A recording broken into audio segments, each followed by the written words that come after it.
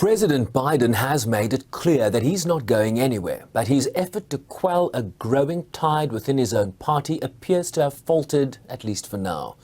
Media reports suggest key elected leadership within his party, including Senate Majority Leader Chuck Schumer and former House Speaker Nancy Pelosi, are privately signaling that they are open to the incumbent being replaced at the top of the Democratic ticket for re-election. Following media reports of his wavering support, Schumer released a statement that he has made clear repeatedly, publicly and privately that he supported President Biden and remained committed to ensuring Donald Trump was defeated in November. Before, I'm with Joe. Nancy Pelosi's remarks Wednesday that it was up to President Biden to decide if he was going to run, encouraging him to make that decision because time was running short, is also being read as displaying an openness to replacing him, given that Biden had already signaled he wasn't going anywhere.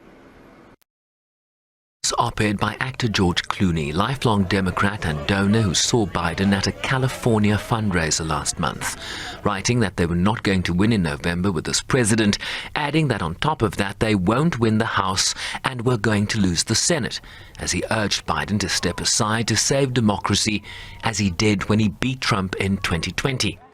But the president is not without support, after the Black Congressional Caucus publicly expressed that it was 100% behind the president,